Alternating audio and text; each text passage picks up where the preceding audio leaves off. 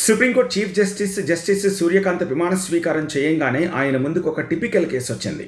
అదేమిటంటే రోహింగ్యాల అదృశ్యానికి సంబంధించి పిటిషనర్ వేసిన ఒక కేసు. మొత్తం వాదనలన్నీ విన్నాక సుప్రీంకోర్టు చీఫ్ జస్టిస్ సూర్యకాంత్ భలే సమాధానం ఇచ్చారు. ఏం మాట్లాడుతున్నారు మీరు?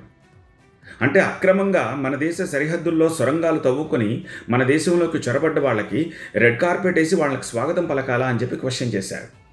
వాళ్ళ దృశ్యం గురించి మీరు మాట్లాడుతున్నారే, మన దగ్గర ఉన్న పేదల సంగతి ఏంటి అని అంటున్నారు. ఇలా అక్రమంగా చొరబడ్డ రోహింగ్యాలు ఇక్కడి ఆహార భద్రతను కోరుకుంటున్నారు, ఇక్కడ ఆశ్రయ భద్రతని కోరుకుంటున్నారు.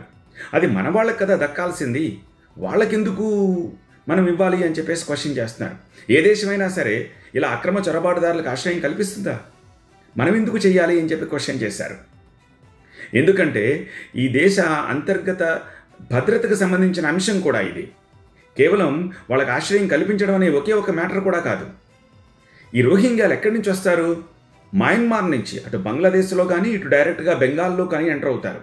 వీళ్ళు ఆ సెన్సిటివ్ ఏరియాస్ ఉంటాయి, ఆ సెన్సిటివ్ ఏరియాస్లో నదుల్ని దాటుకుని కానీ లేకపోతే సొరంగాలను తవ్వుకుని కానీ బీఎస్ఎఫ్ కళ్ళు కప్పి మన దేశంలోకి చొరబడతారు.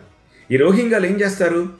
టిపికల్ బెంగాలీ మాట్లాడతారు. ఎందుకంటే వాళ్ళు కూడా మయన్మార్లో కానీ బంగ్లాదేశ్లో కానీ బంగ్లానే మాట్లాడతారు, బెంగాల్లో కూడా బెంగాలీ మాట్లాడుతూ ఉంటారు.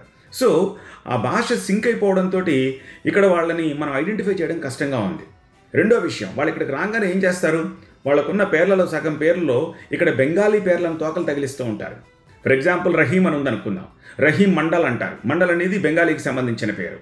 సో అలా ఇక్కడ ఎగ్జిస్టెన్స్ ప్రూవ్ చేసుకోవాలనుకుంటారు. వాళ్ళకి ఇక్కడ ఆశ్రయం కల్పిస్తూ ఉన్న కొద్దిమంది ఏం చేస్తారు? వాళ్ళు రాగానే వాళ్ళ దగ్గర 10వ 11వ తీసుకుని వాళ్ళకి ఆధార్ కార్డులు, ఓటర్ కార్డులు ఇవన్నీ చెప్పి ఇష్యూ చేస్తూ ఉంటారు. తద్వారా మన దగ్గర పేదలకు అందాల్సిన, మన దగ్గర పేద ముస్లింలకు అందాల్సిన సబ్సిడీల్ని వాళ్ళు తీసుకుంటున్నారు.